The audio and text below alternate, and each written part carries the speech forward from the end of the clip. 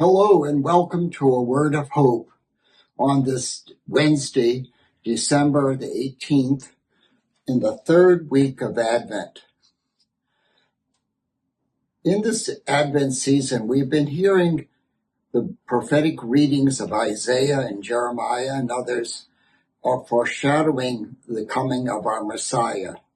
In today's gospel, in the Gospel of Matthew, which kind of breaks the sequence we've been reading Luke, we hear the story of Joseph's annunciation, if you will. The story reminded me of a time many years ago when I was a first grade teacher, and one day we had planned a special treat after recreation for the children on playground, that we'd have cookies and chocolate milk. But there was one child that was not feeling great, so he asked if he could stay in the classroom during the recess.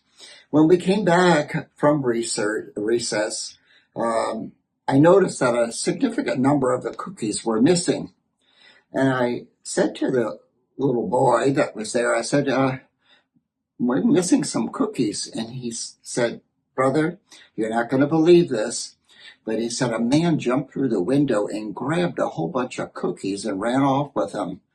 And I said, "You're right, I'm not going to believe that." So it was kind of just too much to believe. I knew he had eaten the cookies. And today it reminded me of Joseph's situation. Here he's been confronted with the virgin conception of Jesus, and Mary not being married creates kind of an unbelievable situation.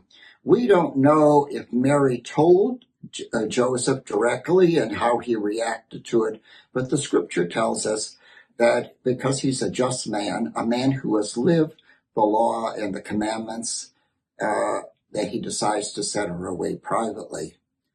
But what is interesting is this reaction of Joseph at the words of the angel Gabriel, because Gabriel tells him possibly the same story that Mary told him, and he believes it, and he obeys the command the scripture says. And I believe that Joseph was able to say yes to the foster fatherhood of Jesus in the context of faith, because he had lived his life of faith throughout his life. He was an observant Jewish person who believed in the covenant of God between Israel. So we too, I think, a lesson for us in this Advent as we quickly move towards Christmas is that if the challenges of our life sometimes seem unbelievable, what is being asked of us to believe or to do, if we live the Christian life on a regular basis, if you will, we are observant Christians, we will prepare our heart and our will to believe and to act upon those beliefs.